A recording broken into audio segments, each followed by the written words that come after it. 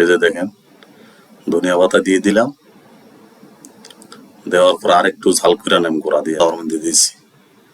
তো দিয়ে দিলাম রসুন, পেঁয়াজ, তারপরে আদা একসাথে ব্লেন্ড করে রাখছি পানি দিয়া। তো ভালোভাবে ভাজার পরে ওই তেলটার মধ্যে আবার এই মাছগুলারে ভুনা করে নেয়। আসসালামু আলাইকুম, কেমন আছেন সবাই? তো আজকে রান্না করলাম তেলাপিয়া মাছ। তো মাছগুলার সর্বপ্রথম হলুদ আর লবণ মাখাইয়া নিতেছি। হলুদ আর লবণ দিয়ে দিলাম। তো দেওয়ার পর ভালো করে মাখাইয়া এখন তেলের মধ্যে ভাইজা নেন, ভালো করে ভাজতে হইব, কারণ এই মাছগুলো একটু ছোট।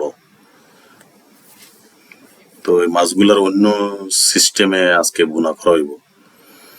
সর্বপ্রথম ভাইজা নিতেছি ভালোভাবে ভাজার পরে ওই তেলটার মধ্যে আবার এই মাছগুলারে ভুনা করে নেম আর কি। তো পেঁয়াজ, রসুন, আদা একসাথে ব্লেন্ড করে রাখছি এক সাইডে। মাছগুলো ভাজা হয়ে গেলে ওই তেলটার মধ্যে ওইগুলার একসাথে কষে আনেন। তো এই যে দেখেন মাছগুলো ভাজা হইতেছে। ভালোভাবে ভাজা না হইলে কিন্তু ওই সিস্টেমে ভুনা করলে একটা তো টেস্ট লাগবো না, কেমন একটা বাজে একটা স্মেল আইব। এই যে আমার মাছগুলো আমার ভাজা হয়ে গেছে, এখন উঠে নিতেছি। মাছগুলো উঠানোর পরে তারপর ওই তেলটার মধ্যে আবার ভুনা করাম। তো এই যে দেখেন একের পর এক উঠে নিতেছি। তো উঠান শেষ। তো ওই তাওয়াটা পাল্টাই আবার অন্য তাওয়ার মধ্যে দিয়েছি। তো দিয়ে দিলাম রসুন, পেঁয়াজ, তারপরে আদা একসাথে ব্লেন্ড করে রাখছি পানি দিয়া। তো তেলটা গরম হয়ে গেছে, গরম হওয়ার পরে তারপরে এগুলা দিয়ে দিলাম আর কি। দিয়া ভালোভাবে ঝাল করে নিতে হবে। ঝাল করে তারপরে দিয়ে দেন সকল প্রকারের লবণ মশলা যা যা দেওয়ার দরকার। তো এটা সর্বপ্রথম ভালো করে জাল করে নিতে হবে। এই যে দেখেন জাল করে নিতেছি। তো জাল হয়ে গেলে তারপরে সর্বপ্রথম দিয়ে দেন লবণ।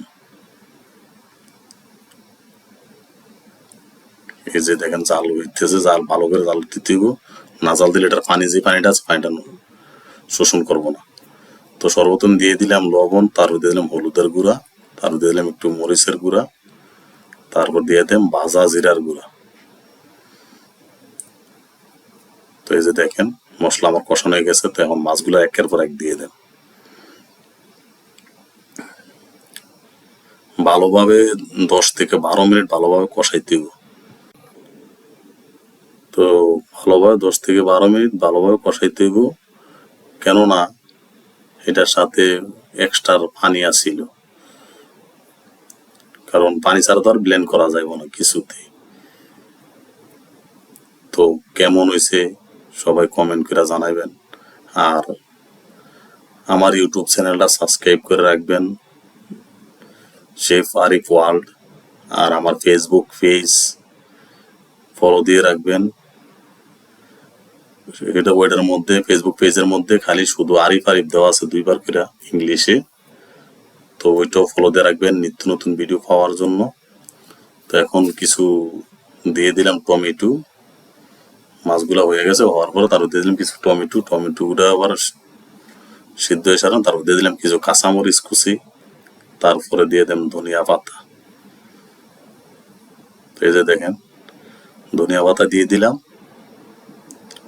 দেওয়ার পর আরেকটু ঝাল করে নেম গুঁড়া দিয়া, কারণ ধনিয়া পাতাটা যদি ভালোভাবে সিদ্ধ না হয় তাইলে মাছগুলার টেস্ট ভালো হইব না।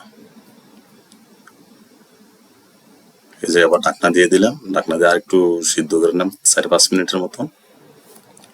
এই যে দেখেন কেমন হয়েছে, দেখেন রেডি হয়ে গেছে আমার মাছের